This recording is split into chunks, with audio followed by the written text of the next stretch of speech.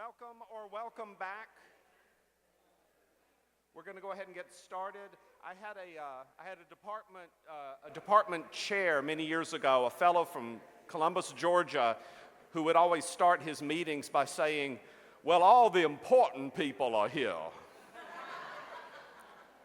So that's the philosophy that I'm taking. All the important people are here, and then others can come along. We'll welcome them. So I went to the memorial service for an old friend of mine up in Wheaton, Illinois, and everything went wonderfully, smoothly, and I came back and had COVID. So I'm over it now, but I still have this one little lingering symptom, which is occasional vertigo. It's not bad, but if I'm leaning one way or the other, you'll know that that's why. It's this little bit of vertigo. And if you see me out in my car, just remember, if you don't like the way I drive, stay off the sidewalk.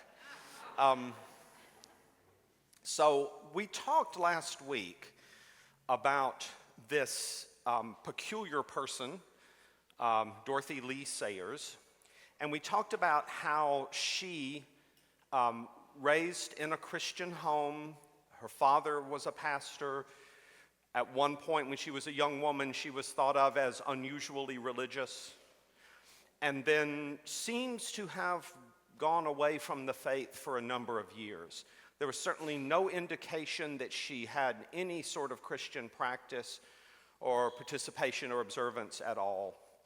And then in 1936, Charles Williams, when asked, "Hey, who would be a good person to do a play for us at the Canterbury Festival?" said, "Oh, Dorothy Sayers. She's exactly the right person to do it." And we talked a bit last time about why he thought that, even though it actually wasn't a very reasonable thing to think at the time. But it turned out to be a providential thing for the church and for Dorothy Lee Sayers. She said yes, and what she discovered was that, some of you who were here may remember that one of the reasons she decided not to be an academic is because she felt she was too social to be an academic. But then she became a writer, which is the least social thing that you could possibly be. Now she discovers that what engages her whole heart, mind, and soul is writing for the stage and participating in the production of her play. She loved it when it turned out that a particular bit of business wasn't working, or that an actor was struggling with a particular speech, and then she would rewrite it, and she just loved being in the midst of it. And her letters at this time in her life are just full of talk about the behavior of actors and about costume design and about people who don't understand what she's trying to do. It was a really it lit her up in so many ways. But let's talk now about that play that she wrote. I'm going to talk about that play, and then I'm going to transition to the next stage in her theatrical career and her career as a public Christian. Okay? Now, the worst thing is when somebody reads you their slides. Except when I do it. When I do it, it's really cool. But you'll understand, I hope, as we go along, why I'm doing that. So let's have a reminder. This is Canterbury Cathedral. This is where the festival was held. And what she decided to write about was the reconstruction or the expansion, it was really both, of the cathedral in and around the year, that's too small, but it's 1067. That's the old church, and if you look at it, you can just see that it's just a big box, right? This is a basilica style, where it's just a very large hall, basically. And so there was a fire that destroyed part of the church, and in rebuilding it, they decided that what they wanted to do was to expand it. So if you look at this image, you can see, I had to turn it on its side, or otherwise you wouldn't be able to see it at all. That old part of the church, that's on the left here. And then pretty much the whole right half is what William of Senn, the architect, designed in 1867 and oversaw the building of in the years after that.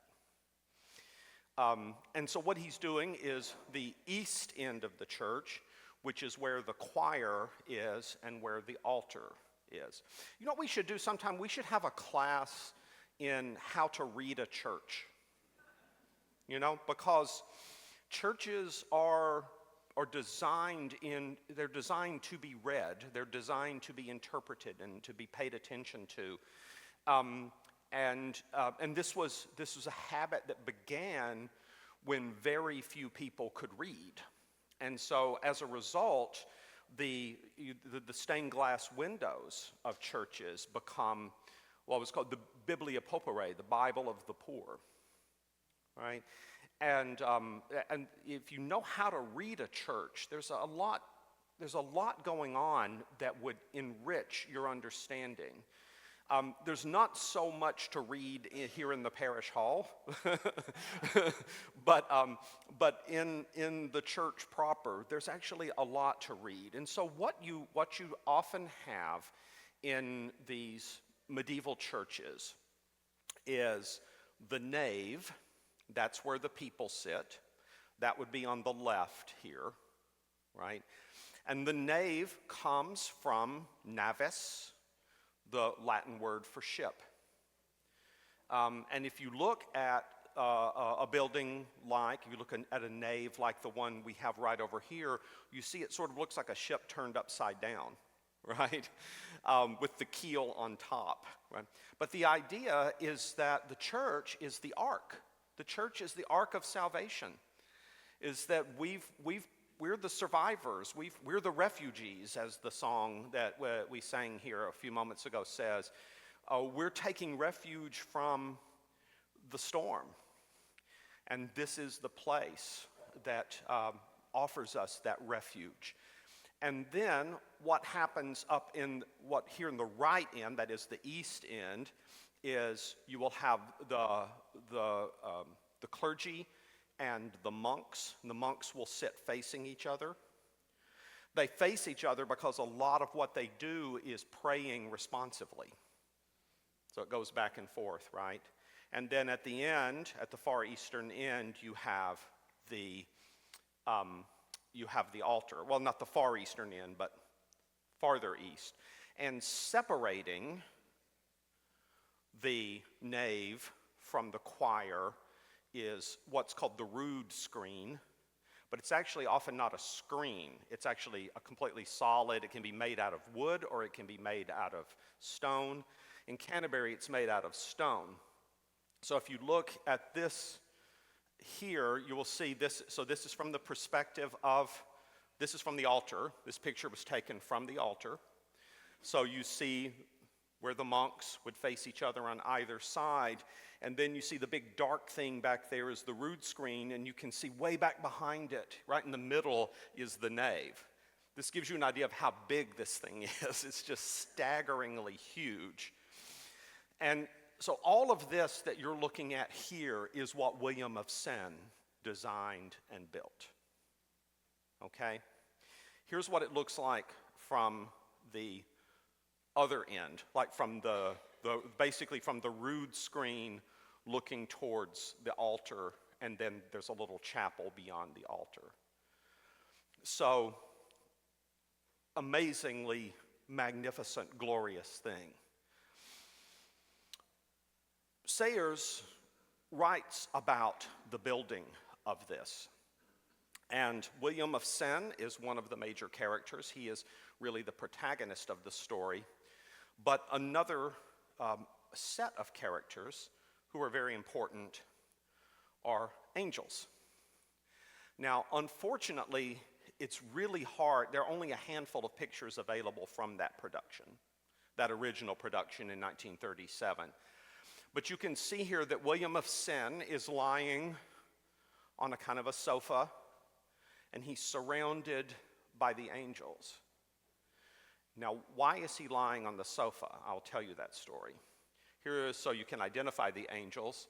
On the left, Cassiel, the recording angel. He says of human beings that they create a lot of paperwork. Then you have Gabriel, the heavenly runner, the Hermes, the messenger, right? And then you have Raphael, who is the receiver of prayer. And if you notice that Raphael is actually holding his hands in what priests call the orans position, right? It is the position of prayer. So notice he's standing right behind William, and he's joining in and facilitating his prayer. And then on the right, we have Michael, the warrior angel, right? Who bears the sword of the Lord. And he's holding it up over William. And you know, this picture is not really big enough for you to tell, but William is kind of recoiling from it, right? That this sword is being brandished over him in a way that terrifies him. Meanwhile, as this is happening, Raphael is praying with him and for him. So what we have here is an image of the chastisement of God, which is for our good. And thus, as one angel holds the sword above us, another one is praying for us. And I think the blocking of this scene does something very intentional, and that is that William sees the sword, but he doesn't see the one praying, right?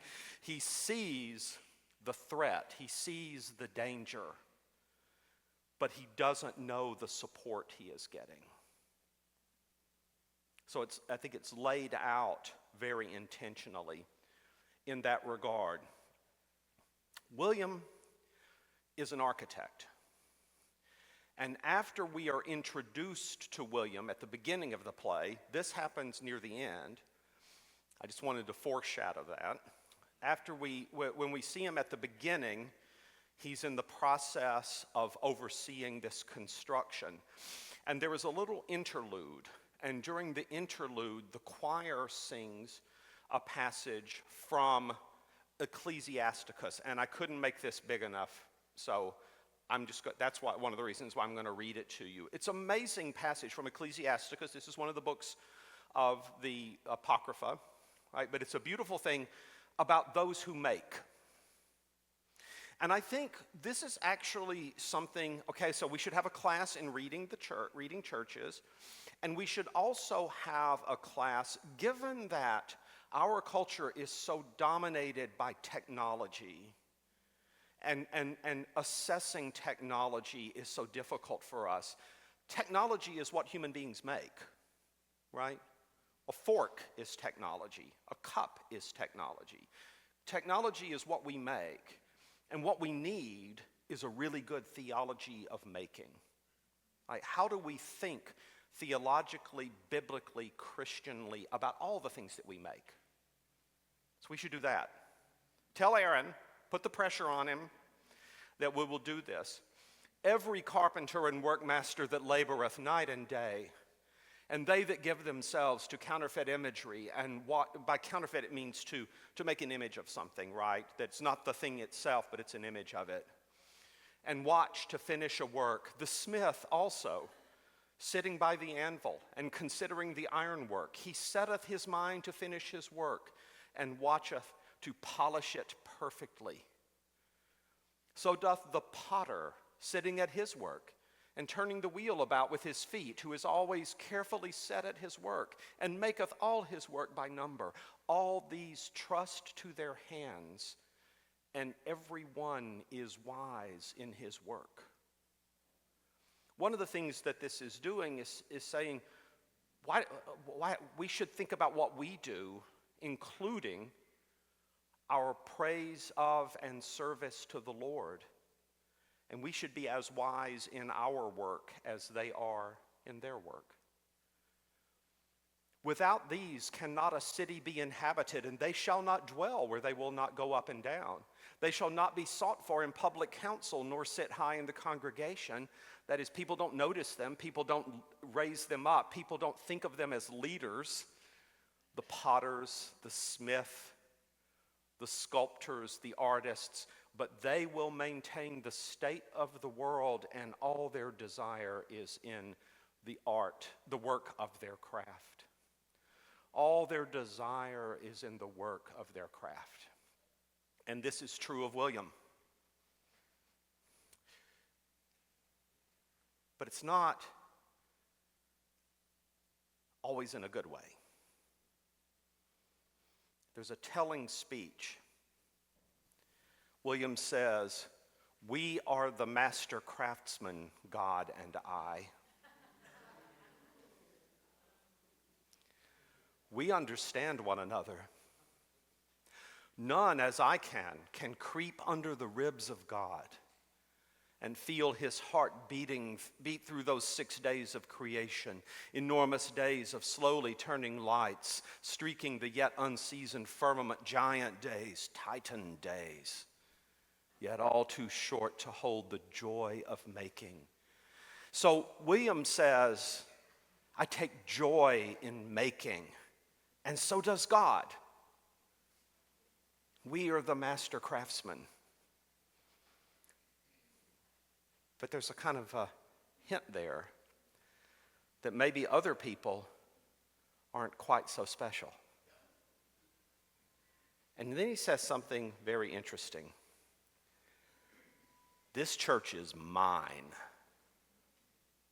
This church that I have designed and the construction of which I have overseen, this church is mine. You can almost hear him say, my own, my precious, right?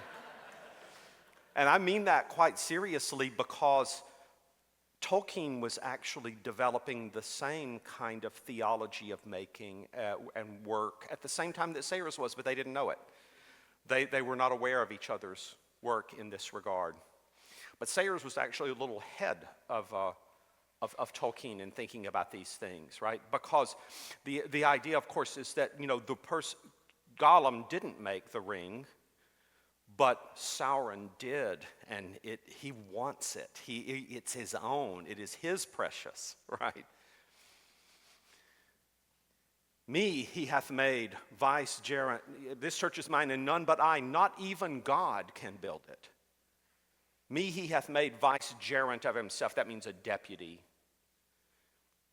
And were I lost, something unique were lost.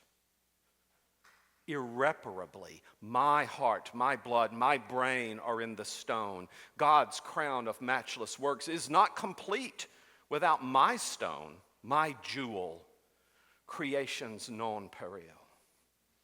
Lies without a parallel, without nothing to compete with it, right? And so there's a couple of things to understand here. One is that he takes joy in his work, but he takes pride in his work also. And pride there's a good way to take pride in something, and then there's a not so good way to take pride in something, right? And he says, I'm irreplaceable. No one else could do this. But the thing you got to remember is you got to go back and look at that cathedral. And there probably wasn't anybody else at that time who could have built something quite like that. So he's right in thinking that he has a unique gift. But there's something he's not right in thinking. a laywoman in Canterbury named Ursula who is supporting, she's a rich woman and she's supporting him financially. She says, "Hush, God will hear you. The priests say he is jealous. Tempt him not, lest he should smite and slay." And William says, "He will not dare. He knows that I am indispensable to his work here, and for the work's sake, he, cherishing as good masons do his tools, will keep me safe." Now, there's something right here, there's something good here, is him realizing that he is one of God's tools, that he is an instrument in God's hands. But he thinks, I'm such a special instrument, I'm such a unique instrument, that God won't dare do anything to hurt me, because if he hurts me, he'll hurt his house. He'll make it impossible for this great cathedral to be completed. And God wants this great cathedral to be completed. So he won't dare. That's his view. But just as the chorus reminded us earlier of something from Scripture, now the chorus reminds us of something else from the Psalms. Except the Lord build the house, their labor is but lost that build it. It's not William who builds this house.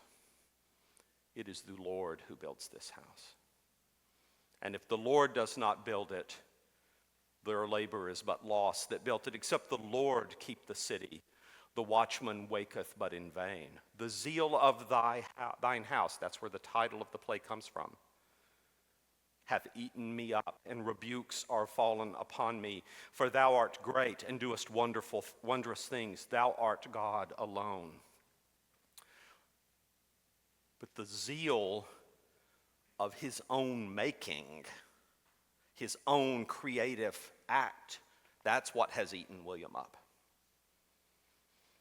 It's not a zeal for the Lord, it is a zeal for what he himself has done, can do, and will do.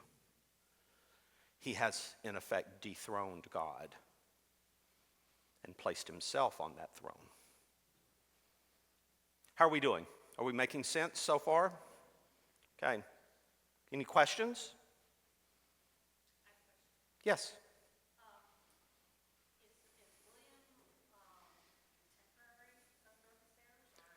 No, this was when the cathedral was built in 1067. So it's 900 years in the past. No, he's not going to be taking offense. Well, yeah, for more reasons than one, he is not going to take offense to this. Yeah. So this was done between 1067 and about 1075, roughly, is when it was done. Yeah. Is there any historical record that William was prideful in his work? Yes and no. It's somewhat indirect, but there was a monk at the cathedral who recorded in his chronicle of events the building of the cathedral. And that's her primary historical source. And one of the things that he talks about is how difficult William was to deal with, because the monk says he was a masterful man. Which means more than one thing. It means on the one hand that he was the master of his craft, but he was also the master of everybody else, right? So it means at one and the same time, he was very skilled and he was very bossy.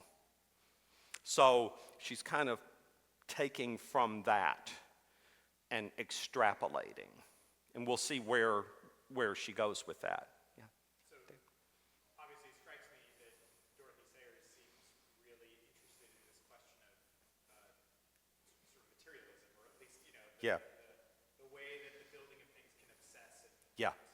Yeah, yeah, yeah. Does this show up in her letters as well? Like, is this a theme that she's thinking a lot about? Yes. Or is it just kind of Yes. thinking about Canterbury just as a Right. convenient theme to bring out? Right. No, the thing about it is that she had already been thinking in her next to last and her most serious and ambitious detective novel called Gaudy Night. She talks a lot in that book. It's academics mainly, writers and scholars who talk about being devoted to doing their work well. And what does it mean to be devoted to doing your work well? And when you think about doing your work well, when you were devoted to that, it's very easy for that to sort of pass over into pride in your work and to think in the way, maybe not as openly as William does, but to think that way, that I care about my work, and that sets me apart from all these people who do everything halfway, and then you go from taking pride in your work to taking pride in yourself as the one who's doing the work. So she had already been thinking about these issues and the ways in which sometimes you can become so devoted to your work that you lose sort of the human context. You forget that there are other people around and that the work you do has effect on other people, and you should consider them, not just consider yourself. So she had already been thinking along those lines, and then it occurred to her that particular kind of problem of the maker, the creator, the artist becoming overly prideful is something that has like even greater consequences when the work is for the church and when the work offers a lot of other involves a lot of other people. Because the fact of the matter is, William isn't laying all of those stones himself, right? He is not, he has stonemasons, he has workmen of many kinds, he has craftsmen who are designing the gargoyles and who are carving all of the decorative things. He's got lots and lots of people working with him, and the church wouldn't happen if it weren't for them, but he never thinks about them. He's gotten caught up in that and forgetting in his own image of who he is, and he's forgetting everything else. That was something she was already thinking about. The church just gives her an especially dramatic way to see that. Yeah. This is slightly tangential, but I'm touching on the issue of theology and movement. Yeah. Has anyone really dug into that? Because this is something I tried to find last year, and the only person I could come up with was Devon Illich. Yeah. It's still like in a very critical posture, and I know there are Christians who are technologists. Yeah. Yeah. We're trying to formulate this, but it's not very good. And it's not informed by tradition or scripture very well. Right. Yeah, there's a lot of kind of theology of technology out there, but my thinking is that if you think of technology in a much broader sense and think of it as what we make, right, then we actually can get a lot of biblical support for it. So Sayers ended up writing a book about all of these things called The Mind of the Maker. And I think it's a really good book. And I actually feel like it's something that she was thinking about it primarily in terms of literary and artistic creation, but it applies equally well to technological making. And I would love it if somebody took that book and kind of said, okay, what does this look like if we think of ourselves not as playwrights in Canterbury, but rather as people who are working for AI companies in Silicon Valley? Then what does it look like, right? And that would be, I would love to see more done along those lines. I feel like not nearly enough has been done. Yeah. So are you going to teach that class? Yeah, you have to ask Aaron, or Garrett, I guess. Garrett's overseeing adult ed right now, so you have to ask him, You guys just, put the pressure wherever you want to, One more, yeah. Yes, he is from the French city of Sens, S-E-N-S. And so we don't know when he came over to England, but he had worked on the cathedral at Sens, and then that is what sort of recommended him to the people of Canterbury. They interviewed They really did. They did job interviews. They talked to different people. One of the things that they were trying to figure out, and this in that Monk's Chronicle, you can discover this, they were trying to figure out is that how much of the existing structure could be saved and how much needed to be torn down and replaced. So is this a case where you're just adding on, or is it a case where you basically have to do thorough reconstruction? And William was the one who said, no, you can totally keep the nave, but we need a whole new choir. And he had the most ambitious plan, and that won them over. Okay, so what happens, and this did happen, it is recorded in the Monk's Chronicle, is that William was overseeing construction on one of the towers, and so he was up in the tower and he fell. And he broke his back. He did survive. He fell 40-something feet, but he did survive, but he was crippled, and apparently he never walked again. And so what he's doing is, at this point, is he's basically trying to dictate to everyone what they should do from his sickbed. So he has an assistant, and the assistant is also named William, confusingly, but they called him William the Englishman. So you have William of Sen, and then you have William the Englishman. But William of Sen, didn't fully trust William the Englishman, and so he kept trying to tell everybody what to do, but he couldn't be on the site.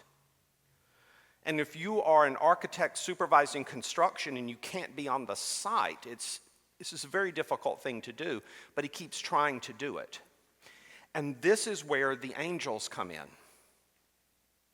Because the angels are essentially saying to themselves, he didn't get the message, did he? Like, the fall should have taught him something about his mortality. It should have taught him that he is actually not indispensable, because as the old saying goes, the graveyards are full of indispensable men, right?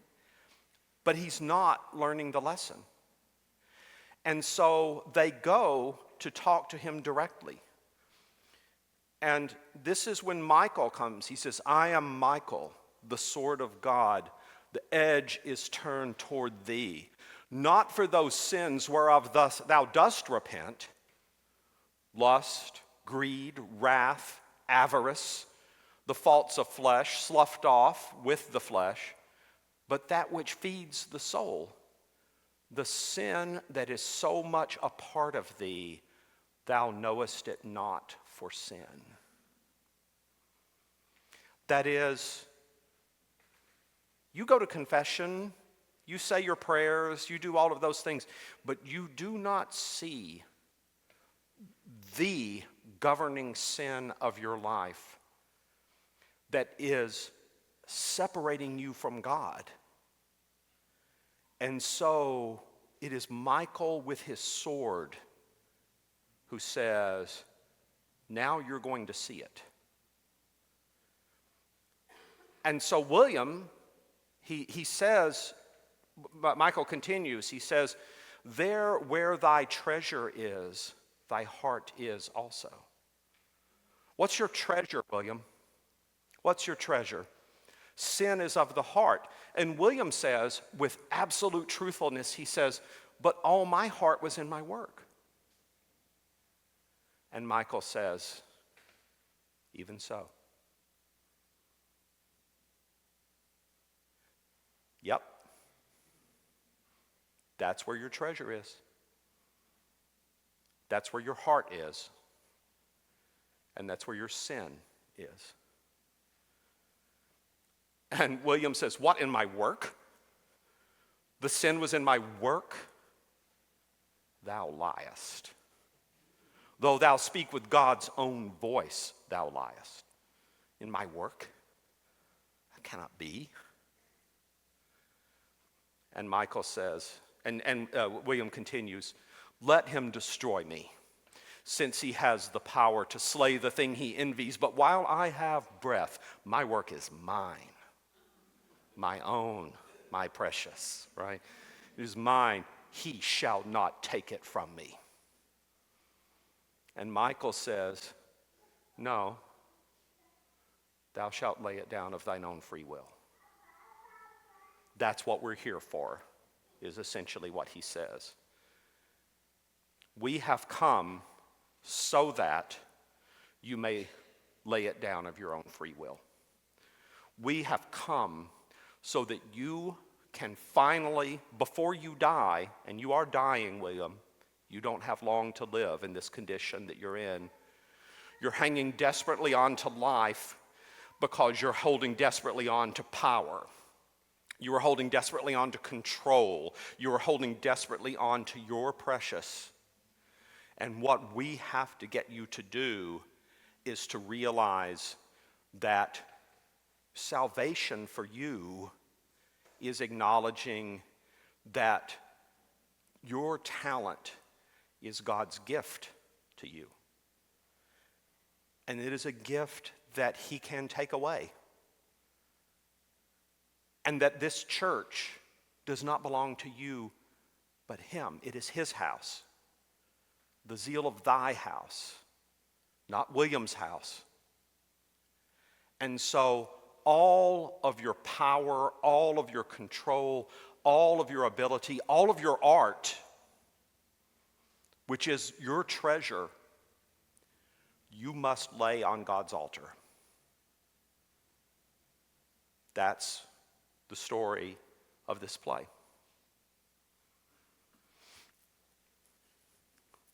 It's really good. It's a really good play. As I told you last time, it got moved to the West End of London. They had problems getting stages where all the wings would fit.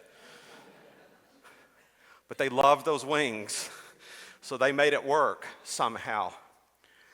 And what Sayers realized is that, in writing it, is that this is actually, this idea of a man of extraordinary gifts who wants to keep them for himself and has to engage in this kind of fierce battle with himself in order to let go of his treasure and thereby receive the greater treasure of God's blessing and God's salvation. This is dramatic.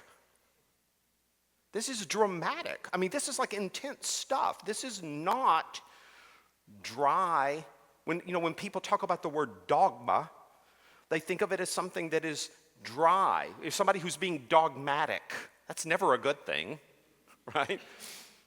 And she's saying, but this gospel truth, that if we are going to save our life, we must give it away. And if we try to save it, we will lose it.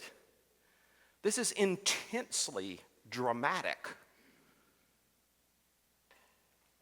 And she started thinking, why don't we say this in church? Why don't we say this in church? And she starts thinking about the core of the Christian faith, which is something we say every week, the Nicene Creed. And she started thinking about that in particular. And of course, this is where I'm beginning to make a transition to what Philip Jenkins is going to be teaching you about over the next 2 weeks, about the Council of Nicaea, and then we're going to come back to show how Sayers further develops this. Because she ends up writing a little essay. Once she writes the play, people are like, oh, you're a Christian, we didn't know. But you're a very popular writer. Would you like to write about some Christian things? So for the first time, she begins to write not just plays, but also essays and articles for newspapers and magazines. So the Times of London invites her to write a piece. And she writes it, and she calls it the greatest drama ever staged is the official creed of Christendom. The greatest drama ever staged is the one that God staged and that we recite every time we recite the Nicene Creed. But nobody thinks of it that way. Nobody thinks of it in that way. So she sort of sets out to try to get people to think of it that way. This is her book. These articles were collected into book form and called The Greatest Drama Ever Staged. And she says, this is around the time of the beginning of the war, right? Around the time of the beginning of the Second World War. She says, official Christianity of late years has been having what is known as a bad press. We are constantly assured that the churches are empty because preachers insist too much upon doctrine, dull dogma, as people call it. The fact is the precise opposite. The precise opposite. It is when the preachers won't preach the dogma and they just tell you to be nice to each other that the churches start to empty out. The churches start to empty out when the church doesn't tell you anything that surprises you, when it doesn't tell you anything that challenges you, when it doesn't tell you anything that is genuinely good news. Why are you all here? You know, it's not Aaron's references to Depeche Mode, entertaining as those may be. It is because what our priests preach to us week in and week out is this extraordinarily dramatic story that we are the recipients of a grace that we could never earn. And that God, while we were yet sinners, as Paul says in the epistle to the Romans, while we were yet sinners, Christ died for us. Not after we had repented and after we got better and after we showed ourselves worthy. While we were yet sinners, Christ died for us. Why show up if you don't have a story that extraordinary, right? If the story is be nice to one another and the world will be a better place, then just stay home and read the New York Times and have some Starbucks. You know, there's no point coming here. This is what Sayers understood. It is the neglect of dogma that makes for dullness. The Christian faith is the most exciting drama that ever staggered the imagination of man. And the dogma is the drama. And so she starts hammering on this, right? This is something that she talks about over and over and over again. She says, I'm not going to read you the whole thing here, but what she says is that we just recite the creeds mechanically and we've lost sense of their meaning. We've lost the sense that there's a plot here. In the Nicene Creed, there is a plot, and the plot pivots upon a single character, and the whole action is the answer to a single central problem: what think ye of Christ? That's it. It's the posing of that question that is at the very heart of the drama. And Sayers says that what does the church think of Christ? Well, if you go by its creeds, what the church thinks of Christ is this: that Jesus bar Joseph, the carpenter of Nazareth, was in fact and in truth and in the most exact and literal sense of the words, the God by whom all things were made. That's what the creed says. Through him all things were made. That's what the story is. He was not like God. He was God. And that is also what the creed says. The creed does not say that he was of similar substance to the Father, he was similar being to the Father, but of one being with the Father. One and the same. And she says, think about this story. And she says, this is the end of this quote here, you know, that God comes down to try to save us and we kill him. And having killed him, we discover that he rises again. She says, if this is dull, then what in heaven's name is worthy to be called exciting? And yet people don't want to preach it because they don't see the drama in it. And this becomes a kind of an obsession of hers. She says that if you just go to the churches, she says, nothing, no language, however strong, violent, or emphatic, will expunge from the minds of the average anti-Christian the picture he has formed of Christian soteriology, that is, doctrine of salvation. And that is that Jehovah, the old man with the beard, made this world and made it so badly that all went wrong, and he wanted to burn it up in a rage. But then the son, who was younger and nicer, and not implicated in his father's irresponsible experiment, said, oh, don't do that. If you want to torment somebody, take it out on me.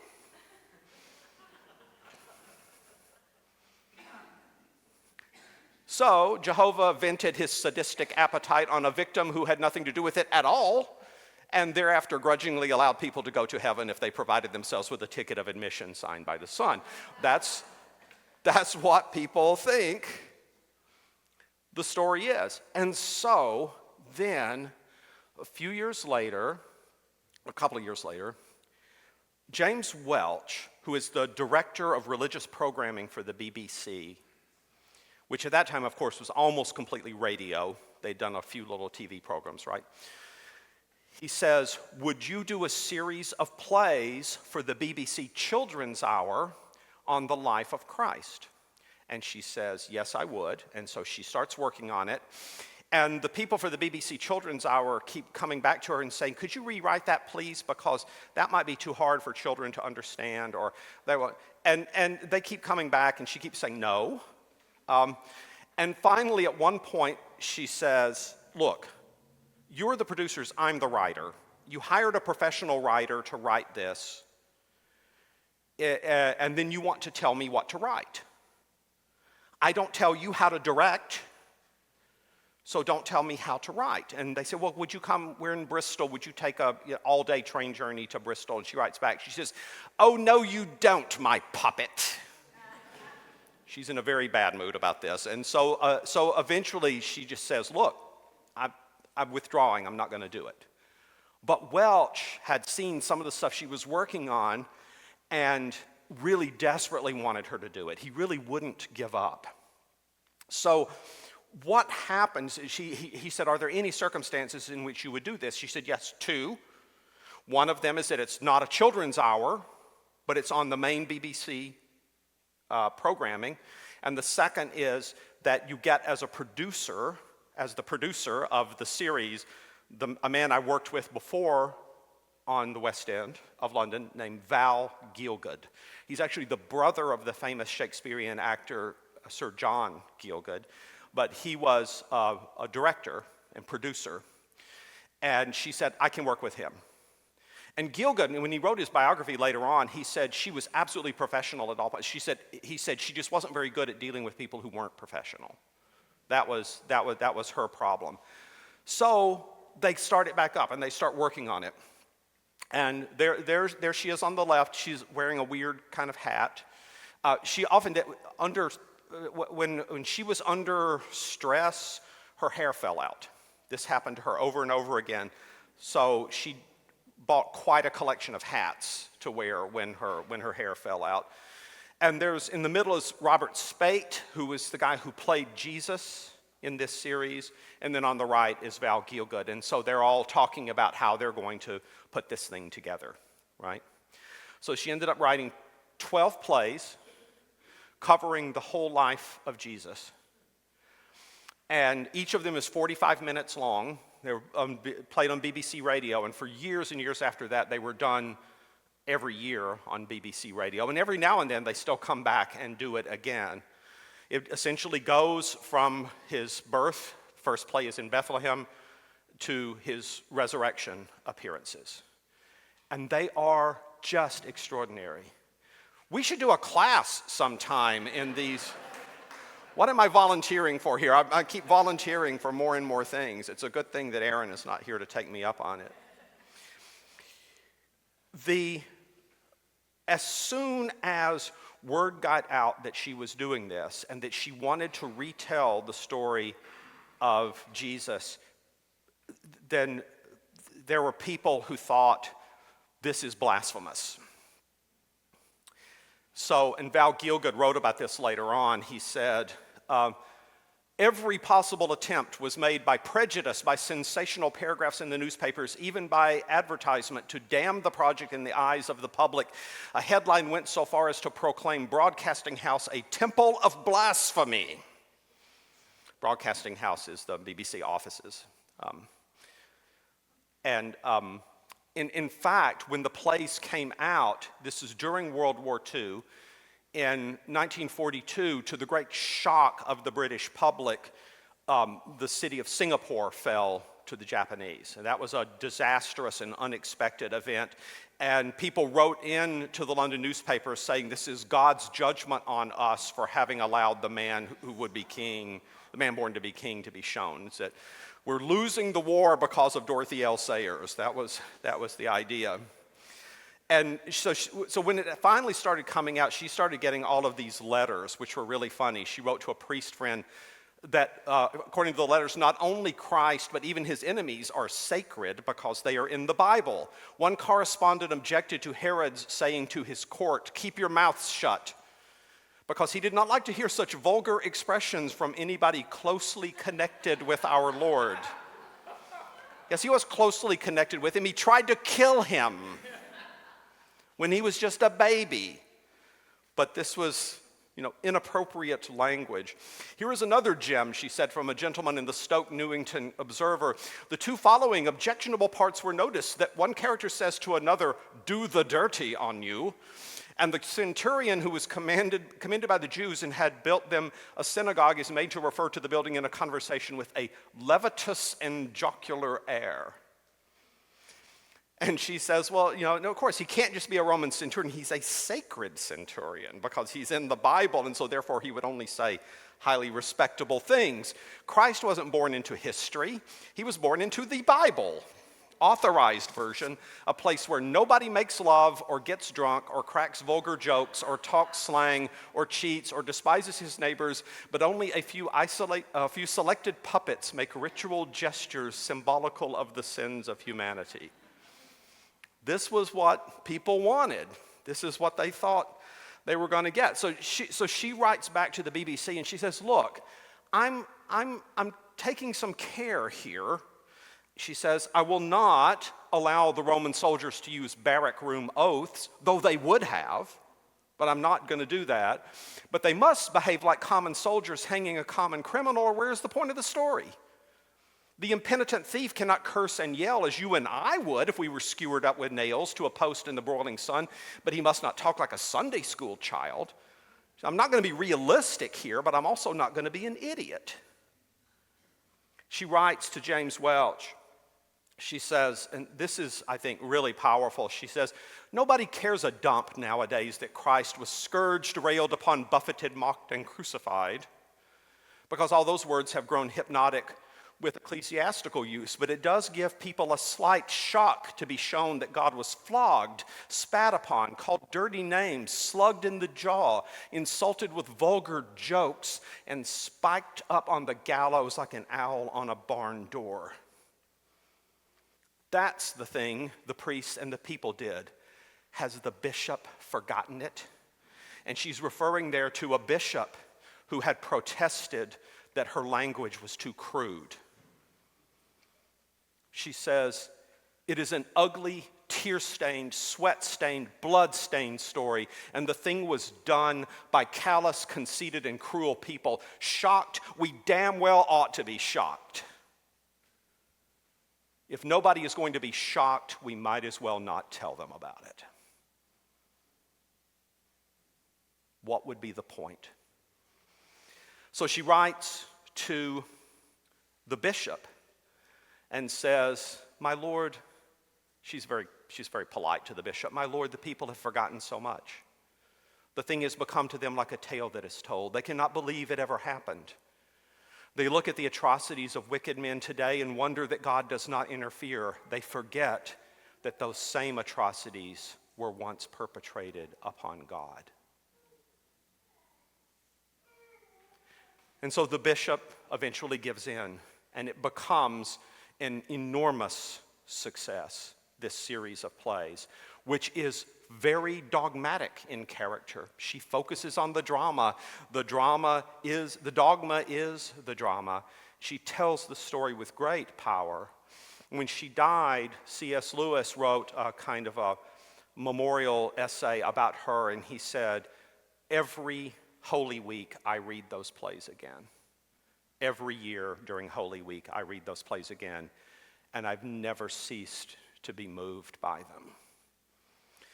And they became enormously popular. She fought the BBC and she won.